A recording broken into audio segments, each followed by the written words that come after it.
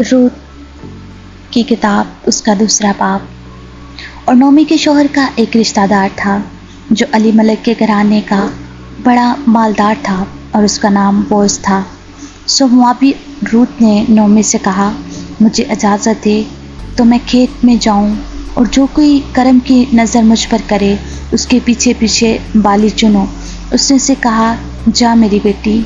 सो वो गई और खेत में जाकर काटने वालों के पीछे बालें चुनने लगी और इत्तेफाक से वो बोअज ही के खेत के हिस्सा में जा पहुंची जो अली मलिक के ख़ानदान का था। और बोअज ने बैतलहम से आकर काटने वालों से कहा, खुदावंद तुम्हारे साथ हो। उन्होंने उससे जवाब दिया, खुदावंद तुझे बरकत दे। फिर बोअज ने अपने उस नौकर से जो काटने वालों पर मुकर्रर था पूछा, ये किसकी लड़की है?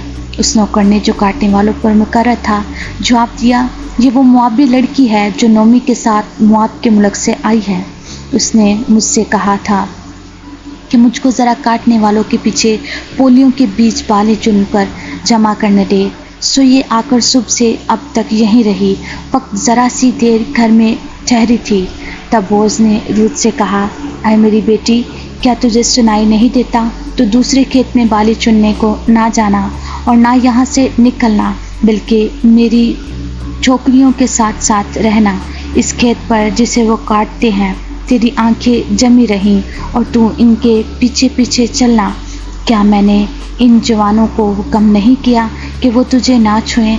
और जब तू प्यासी हो तो बर्तनों के पास जाकर उस पानी में से पीना जो मेरे जवानों ने भरा है।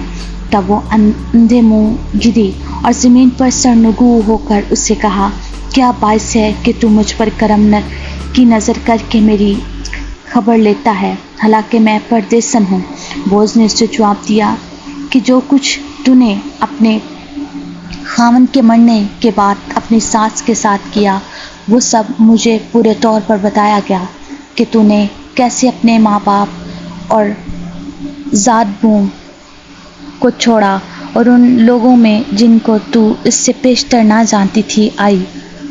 खुदावंद तेरे काम का बदला दे, बल्कि खुदावंद इस्राएल के खुदा की तरफ से जिसके परों के नीचे तो पनाह के लिए आई है, तुझको पूरा अजर मिले। तब उसने कहा, आए मेरे मालिक, तेरे करम की नज़र मुझ पर रहे, क्योंकि तूने मुझे दिलासा दिया और मेरे मेहर के साथ अपनी लौंडी से बातें की, अगरचे मैं तेरी लौंडियों में से एक के बराबर भी नहीं। फिर बोअज ने उससे कहा, खाने के वक्त कहा कि यहाँ आ और रोटी खा, अपना नवाला सिरका में भिगो। तब वो काटने वालों के पास बैठ गई और उन्होंने भुना हुआ अनाज उसके पास कर दिया। सो उसने खाया और सैर हुई और कुछ रख छोड़ा। और जब वो बालें चुनने उठी तो बोअज ने अपने जवानों से कहा, उसे पोलियों के बीच में अपने बीज भी चुनने देना और उसे मिलावट ना करना।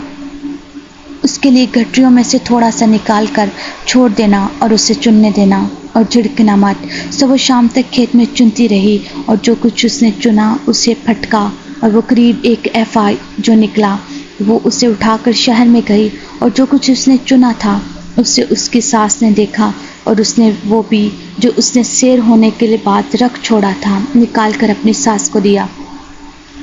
उसकी सास ने उससे पूछा, तूने आज कहाँ बालें चुने और काम किया? मुबारक हो और जिसने तेरी खबर ली। तब उसने अपनी सास को बताया कि उसने किसके पास काम किया था और कहा, किस शख्स का नाम जिसके यहाँ आज मैंने काम किया बोअज है। नोमी ने बहू से कहा, वो खुदावंद की तरफ से बरकत पाए जिसने जिंदों और मुर्दों से अपनी मेहरबानी बाज ना रखी। और नोमी ने उससे कहा, ये शख्स हमारे करीबी रिश्ता का है और हमारे नज़दीक के करीबियों में से एक है। मुआबी रूत ने कहा, उसने मुझसे ये भी कहा था कि तुम मेरे जवानों के साथ रहना जब तक वो मेरी सारी फसल काट ना चुके। नोमी ने अपनी बहू रूत से कहा, मेरी बेटी, ये अच्छा है कि तू उसकी छोकरियों के साथ जाया करे और तुझे किसी और के खेत में ना पाए। सो वो बालें चुनने के लिए और गेहूं की फसल के खात्मा तक बोअज के छोकरियों के साथ साथ लगी रही और अपनी सास के साथ रहती थी।